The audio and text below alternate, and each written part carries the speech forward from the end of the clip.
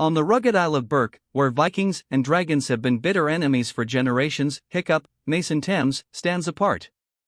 The inventive yet overlooked son of Chief Stoik the Vast, Gerard Butler, reprising his voice role from the animated franchise, Hiccup defies centuries of tradition when he befriends Toothless, a feared night fury dragon. Their unlikely bond reveals the true nature of dragons, challenging the very foundations of Viking society. With the fierce and ambitious Astrid, Nico Parker, and the village's quirky blacksmith Gobber, Nick Frost, by his side, Hiccup confronts a world torn by fear and misunderstanding. As an ancient threat emerges, endangering both Vikings and dragons, Hiccup's friendship with Toothless becomes the key to forging a new future. Together, they must navigate the delicate path toward peace, soaring beyond the boundaries of their worlds and redefining what it means to be a hero and a leader. The new version of How to Train Your Dragon doesn't do a single thing better than the original. It's not quite as soulless as the worst of these live-action remakes. The Disney updates to Beauty and the Beast and The Lion King have no reason to exist outside of capitalism, as opposed to the traces of dedicated craft one can feel here from Dean DeBlois, a co-creator of the original animated trilogy, but it's a film that's constantly painting in the lines. If you're going to remake a film, especially one as recently beloved as this one, it requires something new in the tracing. Ticket buyers have always responded to familiarity, but I can't wrap my brain around the artistic half of the equation in a film like this one. Sure, most of these movies make money. But that's just content creation, not filmmaking, and fans of one of the best modern animated trilogies deserve more.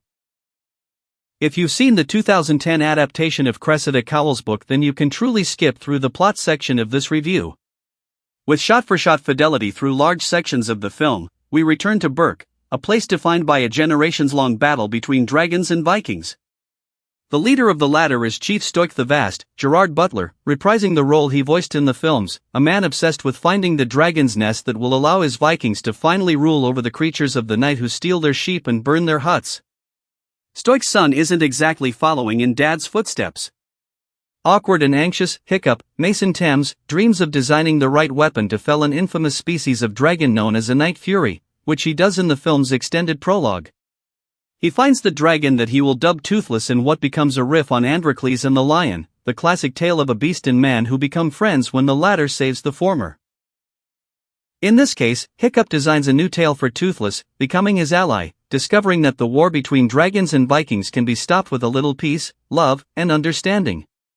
All the animated supporting characters return, including Nick Frost as the playful Gobber, who trains the Viking recruits that Hiccup eventually leads, Snotlout, Gabriel Hull, Fishlegs, Julian Dennison, Roughnut, Bronwyn James, Toughnut, Harry Trevaldwyn, and, of course, Astrid, Nico Parker, the toughest young warrior in town and an eventual love interest for Hiccup.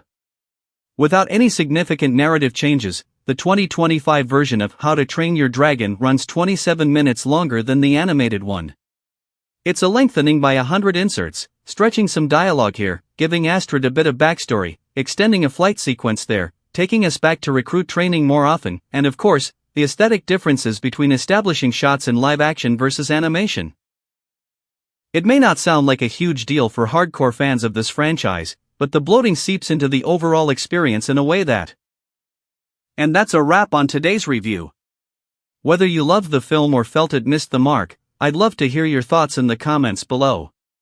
If you enjoyed this video, don't forget to hit that like button, subscribe for more deep dives into cinema, and ring the bell so you never miss a review. Thanks for watching, and until next time, stay curious, stay critical, and keep watching great films.